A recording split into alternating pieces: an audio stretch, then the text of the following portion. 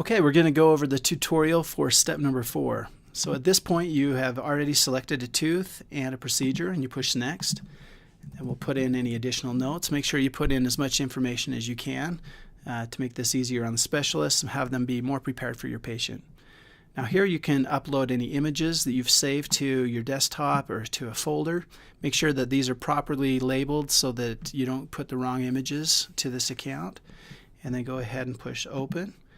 Now you can use your traditional JPEG, PNG files as well as other like DEXIS files, etc. Just keep in mind the larger the file, the longer it takes to upload and send this. And some of them are large enough that it won't send. So if you're having a hard time because you're sending a really large file, then let us know and see if there's a way we can help you out. But basically this is the same way you attach images to an email.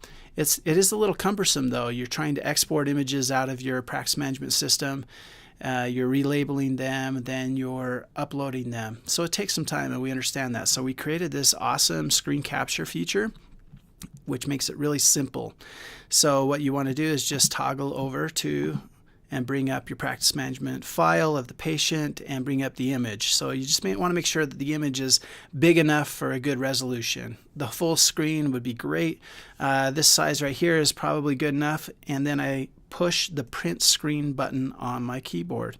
So what that looks like is this. Sometimes it says print screen, or it can have an abbreviation like this, but you click on that and whatever is on the actual monitor will be captured, and that's why you want the image to be as big as possible. And it's capturing it and copying it onto your clipboard, which is hidden in the background, so you won't even know that it actually worked until you come here and click on screen capture, and I click in the box and push Control V, and what it's going to do is it's going to paste that image that you captured on your clipboard. So now I can come in here and actually drill it down to the right size and push save. It's super easy. So now that I'm done with that, I'm going to go ahead and push send.